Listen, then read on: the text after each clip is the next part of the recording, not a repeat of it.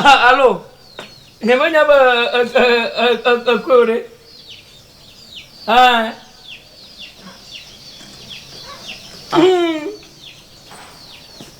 Papa. Mabele. Papa. Onya mando. Papa. Ngata mkondu dari kwa jua. Onya mando. Ajikume nyonya na nito. Aula. Olua. Ayin mama le mako garo mi prenade. Lagata nyama plom dari kwa baje batu baje bona ni mama sa gato sena mubuka. Chu. Yake ya. Mabele.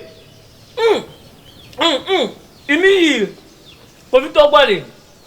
Chu, yake ya. Le ka yaji bi adaga. Nyato, no nyana ka wa ile mi aji. Alo. Yo, akpeto. Alaba. Papa. Tomorrow. Ah, Babala. Yake ya.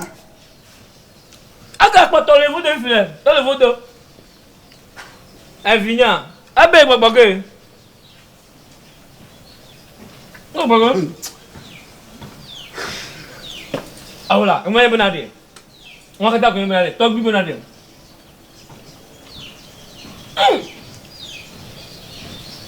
To bi na me. Papa. Papa. Oi ko na me. Papa. Ah, yake ya.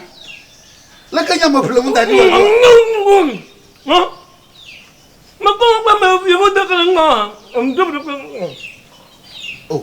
To bi na de.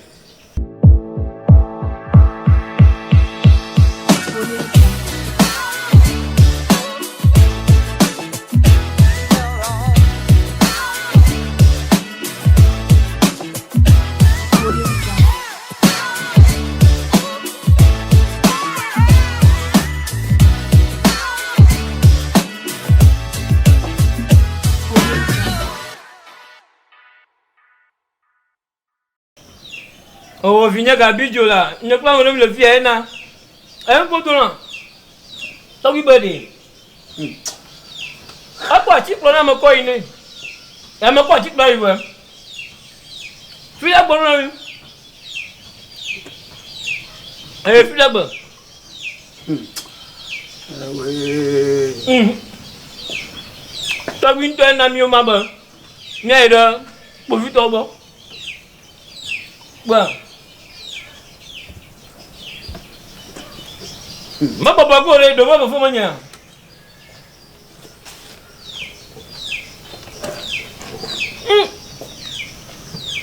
Mo ko ga ki pro. Anya ba ju ma ko ki. Ipo ga dia. Ma ko ki. Anya bo.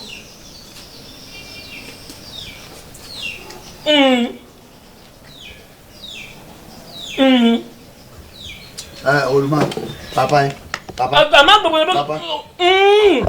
Aula, menya go mo se mulu. Agama gbogbo ne ba gama gbogbo. Agama gbogbo ne ba gama gbogbo.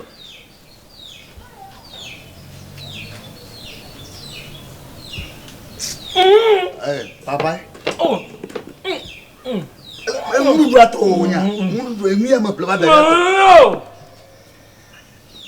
Ah, Sagbase ye ko na.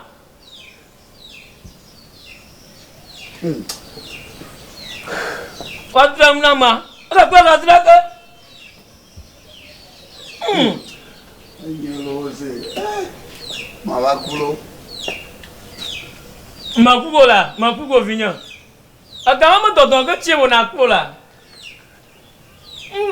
Ayen ndo na alo di kwa mo bubwe emi anu yo. Ne blode. Papa. Nya kwa futo do avuna $100. Papa ma nya dia ko papa 4. Oh. Avinya mo. Nya kwa futo do avuna $100. Bibi ala ka tanya mo plengu dadi wa ba ko dudu ha. Emanyano. Amane ko ga gogo ko vote ke balula. O plan ba. Adogo mi ba je ko bola.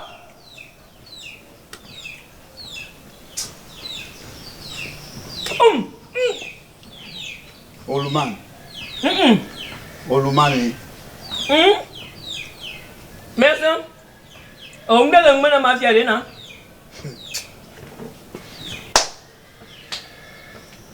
Mi je to goma la, mi je to goma bila. Adoko kumi ka ba mo ko ba ko ri o. Yo plan ba ya lo, e ba goma de.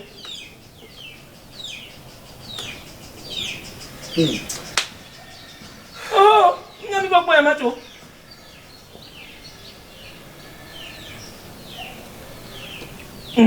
Oh, wa bi ejo ga fi le. Ejo ga kan. Ejo ga Arapẹ. No so ba ngba ma adon tie ma. Ablero pi. No so ba ngba ma do ma. Ablero pi. Ejo ga kan. Ablero pi. O to, ejo ga kan. Ejo ga. Wona ka fa na. O ma la nwe. O ma la ngba die. Wona ka fa na.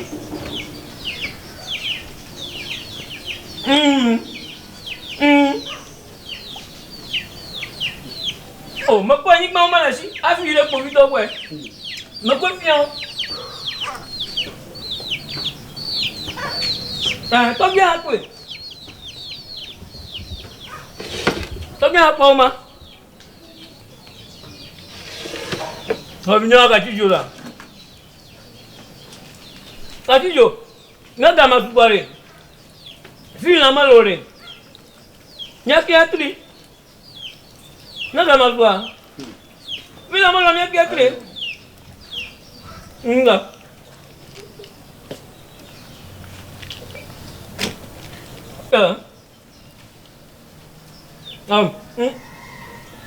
Adamadu na ville vitongo. Vinya. Adamadu na vitongo. Agbere ya.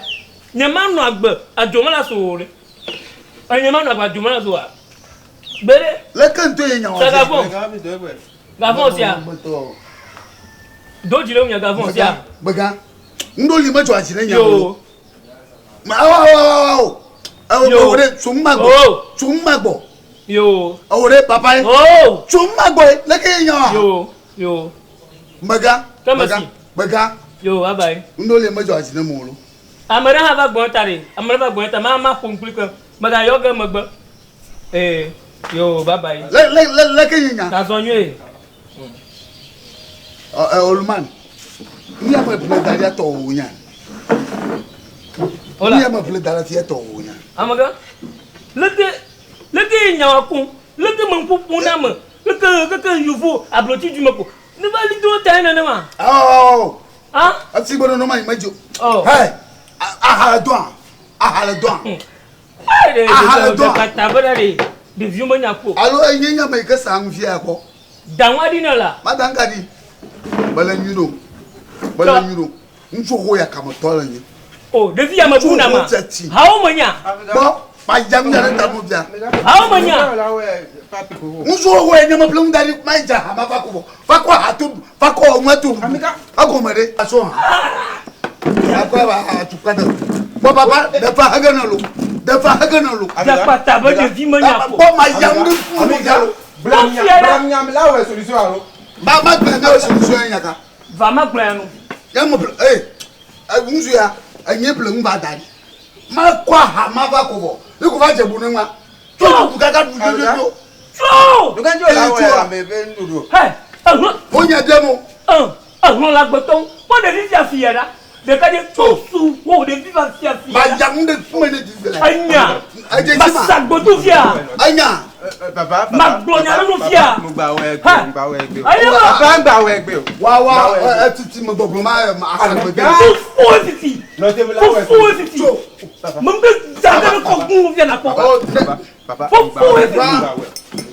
Abega to anya ke doa to de vi anya azoli mo le munyo bok mo soka wo fia bobo tipo na ye mo drebo na re na flat plan na ma du ye mo ko gani o pro wa me na change hala ko oko change na ko de ko to kuma mani ko to kuma ne la ko to ku de ka mani ala ma ko change na mo hoina Sa me da be ka na. akpa mo samala sinyota akpa mo samala ala ko to ku ya mani ala jibo ko to ku mani Abeka fe o la we so ko pe fifi. fiafi baba de ko to ku ni aga la mani ah nyake ya aha change ni ma fiafi ma fiafi ma zamya na ko gun de awla baba jani totelo e ga to we baba jani awla We are to we are. e ka We are to we are. to Le papa la we la nya be e ka we ko to ku ne ka ami kinyo. oho ni tu ko change fiti lai ta fito Abega.